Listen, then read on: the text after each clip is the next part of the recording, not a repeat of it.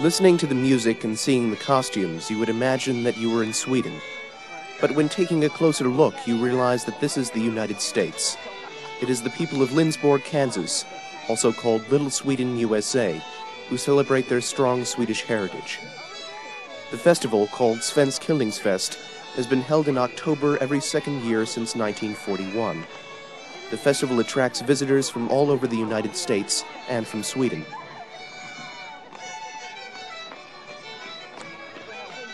It may be hard to understand how the Swedes could leave such a beautiful country with vast forests and thousands of lakes to settle on the prairie where there was nothing but grass, a place where winters can be unmercifully cold and summers extremely hot.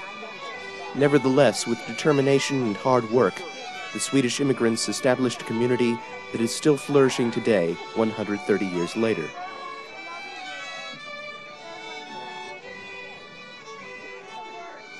And I think it's rather important to know that Olof Olsson, who led a little over 100 individuals into this area from Värmland, Sweden, from the community of Sunnemo, that he had a dream. And his dream was that there would be a community that would have high culture, that would have music, and we have music. Presser Hall, as an example, would seat 2,000 people. We've had many performances there, even from Sweden performers. He also saw a community that would do well in the economy with business and industry and farming. He also had the vision that we would have fine public schools, and we have that he wanted a higher education institution. We have Bethany College, which has its traditions in the fine arts. And also, he was an individual that thought that we would have a community with lots of trees in it. And remember, when they came out here, the grasses were as tall as man can stand, and there were a few trees. And now we are a tree city, United States of America. And not only that, but we are a tree growing out station where we grow about 20,000 trees, and we give them away to other communities to plant, to forest the Great Plains, and anywhere else they want to in the United States. The ties once created by these early immigrants still hold, and they are continuously being developed and strengthened in different ways. We've had a very warm relationship with Sverige, and we do have a sister city in Sweden by the name of Munkfors. I think it becomes very interesting in how we chose Munkfors. Several years ago, when I was mayor, I felt like that we ought to develop a relationship or a closer relationship with communities there, and I asked individuals within the communities to submit names of communities in Sweden, and we have several suggestions. Well, we wrote those communities, and we've received a very warm response from Munkfors.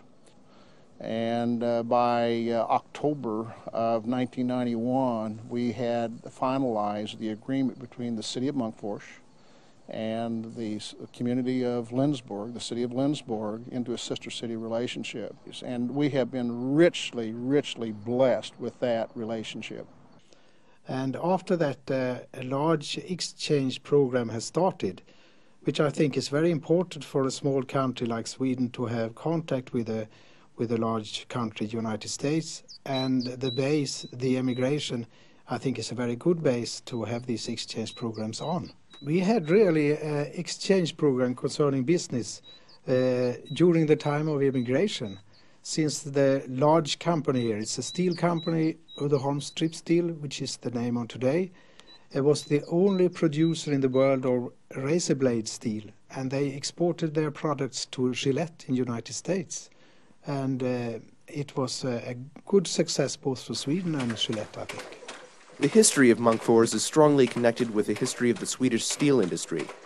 The Uddeholm Strip Steel Corporation is still the largest company in Munkfors, and nearby is Uddeholm Technology, providing know-how worldwide. But things are changing, and industry is becoming more diverse. In Munkfors are companies like Munkforssågar, producing high-quality saw blades for the world market, EDC, supplier of electronic components, and Swedev, producing components for the printing industry. Many, many books have been written. Alf Brorson, as an example, I believe he's from Torsby, a very good friend of mine. Probably knows more about Lindsborg and Olof Olsson and the settlement of Lindsborg than most of us in Lindsborg knows. But yes, there have been lots of books written about us, and I say Alf Brorson is probably your authority from Sweden about Lindsborg. This is Lindsborg's mother church. And the pastor here, Olaf Olsson, was a leader of 85 families who immigrated from here to Lindsborg, Kansas. Olaf Olsson was an idealistic pastor.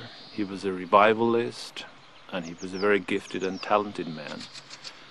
He was only 28 years old when he led a party of 250 people from this area to the United States. And he worked to renew life within the church. Well, he was a thorn in the side of the Bishop of Karlstad, and he wanted to see new things happen within the church. And the bishop didn't agree to that.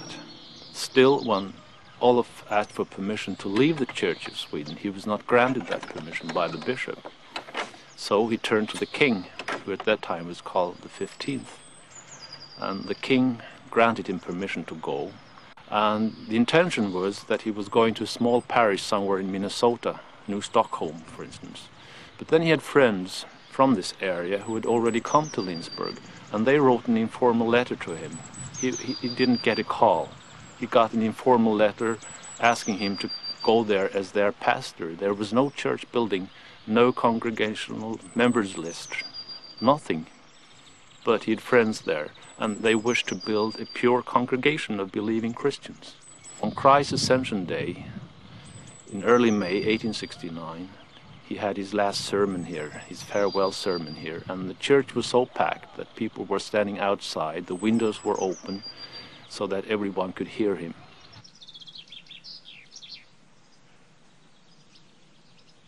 And a woman here is reported to have said that now that Uli is gone, I won't ever go to church again because no one could give a sermon like him. But that did happen once again. Yeah, in the summer of 1890 he paid a very short visit here. And he came here on a summer's day during haymaking. And the farmers around here dropped their work and came to church. And the rumor was spread that Uli is back, he's preaching in church. And once again, the church was packed and the people were standing outside listening to their beloved pastor.